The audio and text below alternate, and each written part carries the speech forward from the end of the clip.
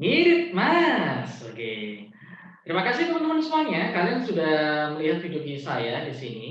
Mungkin buat Bapak, Ibu yang mungkin nonton, mohon maaf sekali lagi di sini tidak ada niatan saya, ya, tidak ada niatan untuk melukai perasaan atau hati semuanya. Karena di acara saya ini, Ngirit Mas ini, itu sebenarnya kan ayo ngiritik, ya, ngiritik dan berikan masukan. Ya, ngirit Mas, oke. Jadi ngiritik itu lihat celahnya, bukan memfitnah. Kemudian masukan, berikan solusi, bukan rendahkan. Oke. Di season ini, saya mau mengkritik tentang apa ya? Yang mau pengen saya kritik sebenarnya yang pertama untuk yang ini aja lah. Untuk yang pertama ini adalah AKN sebenarnya. Di AKN ini sebenarnya saya pernah lihat atau baca di Q&A-nya, ditanya jawabnya.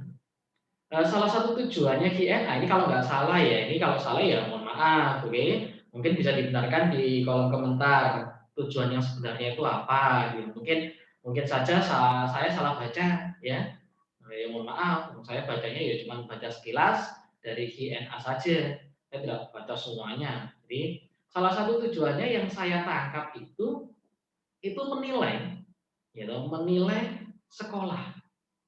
Gitu. Tujuannya itu. Jadi mengukur sekolah, menilai sekolah, ya, melihat kemampuan sekolah gimana mendidik siswanya. Ini versi saya loh ya, sekali lagi ini versi saya. Oke, jadi yang dilihat adalah sekolahnya. Ini sekolahnya berhasil ataukah tidak ya untuk membimbing siswa-siswinya di sekolah tersebut. Oke. Lah, kalau tujuannya untuk menilai sekolah, kenapa harus dengan ada AKN ya? Padahal dulu dengan nilai UNAS saja kan sebenarnya juga bisa, itu sih. Itu kalau menurut saya ya. Dan agak anehnya lagi, kalau UNAS dulu itu kan diikuti oleh semua siswa. Sedangkan sedangkan di AKN ini tidak semua siswa diikutkan, hanya dipilih. Dan kalau saya lihat di Q&A-nya, siswa yang terpilih itu berdasarkan apa? Nah, saya baca di situ berdasarkan sosial ekonomi. Di bayangan saya, ini saya nggak tahu benar apa salah ya, di bayangan saya itu sosial ekonomi berarti kan kemampuan menengah ke bawah, terus menengah ke atas, kan gitu. Nah, berarti kan seperti itu ya. Tapi ini pemikiran saya yang jelek gini. Kalau yang dinilai itu adalah sekolahnya, terus yang dipilih siswa itu adalah berdasarkan kemampuan ekonomi tadi, mungkin nggak ada sekolah yang akan curang, sekolah akan memilih beberapa siswa yang pintar-pintar aja, yang dipilih yang suruh ngerjakan soal-soal KKN, gitu. Entah itu nanti namanya diganti, yang tadi namanya dari apa itu dinas atau apa yang memilih, tapi dari pihak sekolahnya itu dipilih anak-anak yang ini yang pintar-pintar. Mungkin nggak ya? Kenapa? Karena tujuannya adalah kalau yang dipilih anak-anak yang pintar-pintar, terus dia suruh ngerjakan, maka kan hasilnya bagus. Kalau hasilnya bagus, otomatis sekolahnya juga akan kelihatan bagus dong.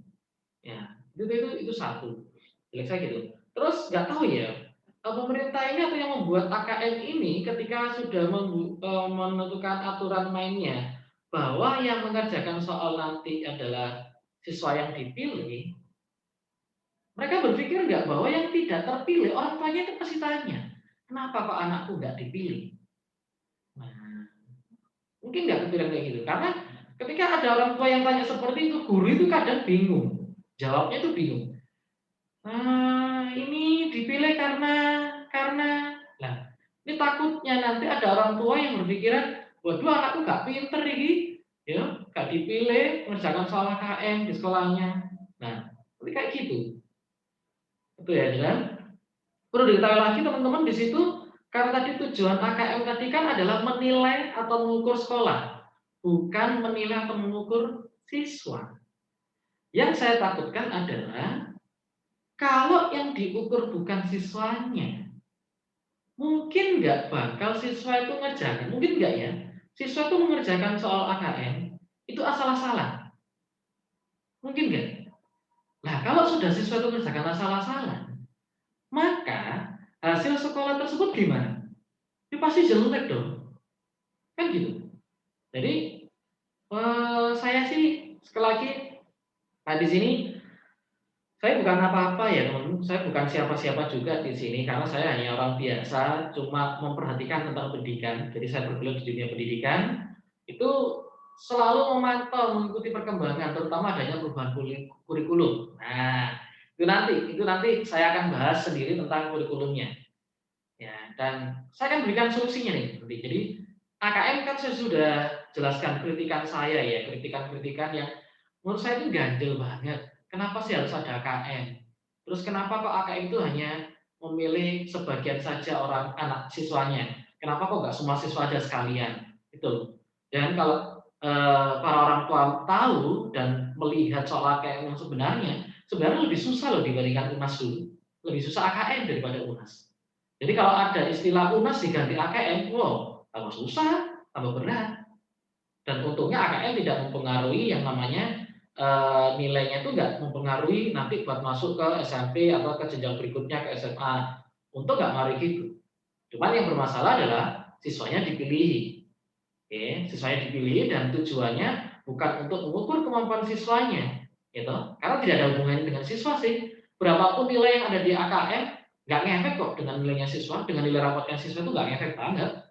Kenapa? Lawang dari 40 anak satu kelas misalkan, dipilih misalkan cuma 10, cuma 20 lah, sisanya itu pakai nilai apa?